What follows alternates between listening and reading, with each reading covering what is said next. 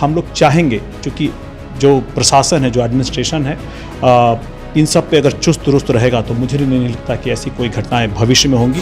खुशी की बात यह है कि ये सारी अलग अलग घटनाएं थी, कोई संगठित अपराध नहीं था जो कि राजद के जंगल राज में हुआ करता था। मुझे लगता है कि आने वाले समय में ऐसे कोई भी अपराधी जो होंगे उनको पुलिस तुरंत गिरफ्तार करके उनके ऊपर त्वरित कार्रवाई करके उन पर दोषियों पर तुरंत मुझे लगता है कि उनको जेल भेजने का काम करेगी। नमस्कार, लाइव सिटीज़ देख रहे हैं आप। मैं हूं आपके साथ धीरज सिंह। पिछले दिनों पटना के प्रसिद्ध व्यापारी गोपाल खेमका की अपराधियों द्वारा गोली मारकर हत्या कर दी। इसके अलावा बिहार के कई जिलों से कानून व्यवस्था को लेकर लगातार सवाल उठाया जा रहा है। हमारे साथ लोजपा रामविलास के सांसद अरुण भारती जी। सर, पटना में जो घटना हुई, पहले तो उस मामले में आज एक एनकाउंटर भी हुआ, कैसे देखते हैं घटना जो हुई, उस पर लगातार आप लोग सवाल भी उठा रहे हैं? देखिए, हम लोग नेता इसी समाज से बनते हैं और अगर समाज की कोई ऐसी चिंताएं होती हैं, ऐसी कंसर्न्स होते हैं, ऐसी चुनौतियां होती हैं, तो समाज के नेता होने के तौर पर आपको समय रहते इन सारे मुद्दों को उठाना और अपने गठबंधन के सहयोगियों से इस पर त्वरित कार्रवाई करने के लिए कहना एक नेता के तौर पर और एक गठबंधन के सहयोगी होने के तौर पर आपका कर्तव्य बनता है। इस कर्तव्य का पालन हम लोगों ने किया जब हम लोगों ने इन सारे अपराधों पर सवाल उठाए। इसका फ़ायदा ये हुआ कि आज के दिन सरकार त्वरित तौर से पुलिस महकमे को चुस्त दुरुस्त करके अब उस पर कार्रवाई भी हो रही है और भविष्य में भी इस तरह की घटनाएं होंगी तो उस पर अगर समाज की चिंताएं होंगी तो उसको हम लोग अवश्य उठाएंगे। हम लोग चाहेंगे, क्योंकि जो प्रशासन है, जो एडमिनिस्ट्रेशन है, इन सब पे अगर चुस्त दुरुस्त रहेगा तो मुझे नहीं लगता कि ऐसी कोई घटनाएं भविष्य में होंगी। खुशी की बात यह है कि ये सारी अलग अलग घटनाएं थी, कोई संगठित अपराध नहीं था जो कि राजद के जंगल राज में हुआ करता था और मुझे लगता है कि अगर पुलिस इस तरह से चुस्त दुरुस्त रहेगी तो आगे भी ये अलग अलग ऐसी घटनाएं होने की हम लोग पूरी तरह से ये नहीं कह सकते कि नहीं होगी, होंगी जरूर, लेकिन मुझे लगता है कि संगठित अपराध के तौर पर एनडीए के समय में नहीं होगा। एक तरफ बिहार में उद्योग लगाने की बात होती है, दूसरी तरफ इस तरह की घटना होती है। आपने भी एक ट्वीट के माध्यम से बताया कि भाजपा से जुड़े एक उद्योगपति को लगातार धमकी मिल रही है। क्या लगता है कि इस तरह प्रशासन पर सवाल उठता है बिहार पर? अब देखिए, ऐसी कोई घटना होती है जहाँ पर अपराधियों द्वारा फिरौती के लिए या जान मारने की धमकी कर दी जाती है तो ये प्रशासन का, ये कानून व्यवस्था का मामला है। ऐसे में अगर उनके पास ये जानकारी दी गई है तो इस पर प्रशासन को अवश्य कार्रवाई करनी चाहिए, क्योंकि यही लोग हैं समाज के, हमारे उद्योगपति। खास करके बिहार में आप याद कीजिए, जंगल राज के समय में कितने सारे लोगों का तो पलायन हुआ था। यहाँ से लोग तो गए ही थे, साथ ही साथ पूंजी का भी पलायन हुआ था।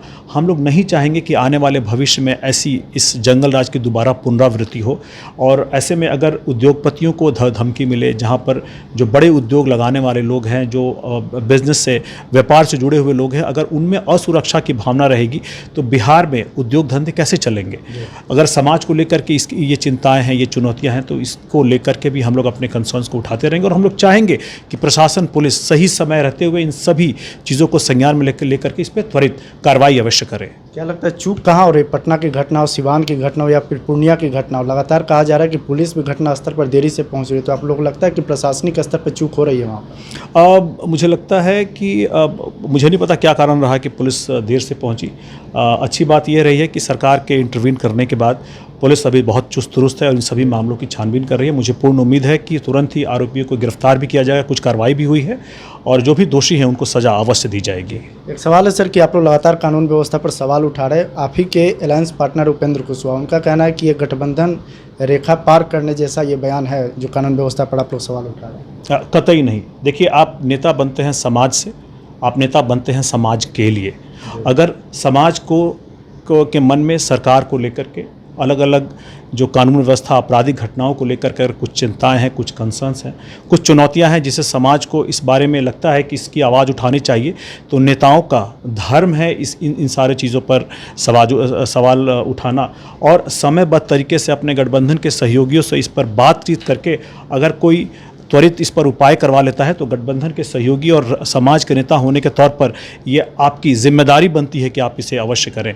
गठबंधन धर्म है लेकिन समाज का धर्म है, वो भी आप उसके लिए जिम्मेदार हैं। साल के अंत में चुनाव होना, उससे पहले आप लोगों की भाषा और विपक्ष की भाषा एक जैसी लग रही है। क्या लगता है कि 2020 जो चुनाव का आप लोग का लड़ने का जो था उसमें एक बार फिर से देखने को मिल सकता है 2025 के चुनाव में?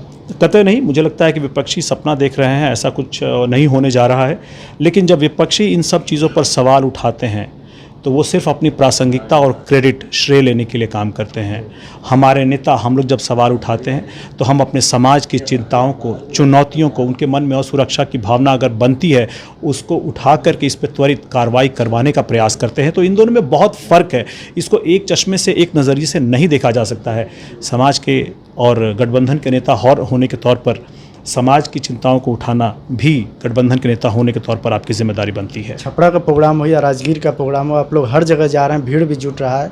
चिराग पासवान जहाँ जा रहे कह रहे 243 सीट पर चुनाव लड़ेंगे, किस तरह की तैयारी है, क्या दूसरे फिर में? बिल्कुल, देखिए, गठबंधन के गंभीर और जिम्मेदार नेता होने के तौर पर सिर्फ अपनी सीट जीतना ही आपका लक्ष्य नहीं होना चाहिए। चूँकि आप गठबंधन में हैं तो अपनी सीटों पर जहां आप चुनाव लड़ेंगे मजबूती से लड़ें, लेकिन गठबंधन के सहयोगियों को जिताना, जैसे लोकसभा के चुनाव में आप याद कीजिए, भाजपा और जनता दल यूनाइटेड के लोगों को के जो उम्मीदवार थे उनको जितवाना भी चिराग पासवान जी ने अपना लक्ष्य बनाया था।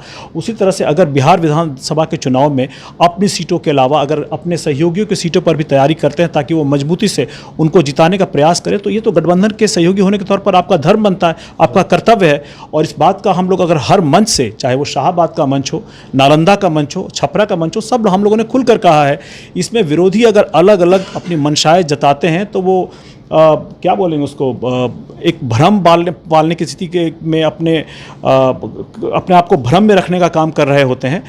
गठबंधन के सहयोगी के तौर पर सिर्फ हमारी तैयारी अपनी ही सीटों पर नहीं, अपने गठबंधन के सहयोगियों को जिताने पर भी होनी चाहिए। आखिर में एक सवाल है कि बिहार के लॉ एंड ऑर्डर पर पूरी तरीके से सवाल उठ रहा है। अगर चुनाव तक इस पर सुधार नहीं हुआ तो क्या आपको लगता है कि आप लोग अलग रुख अख्तियार कर सकते हैं इस मुद्दे को लेकर?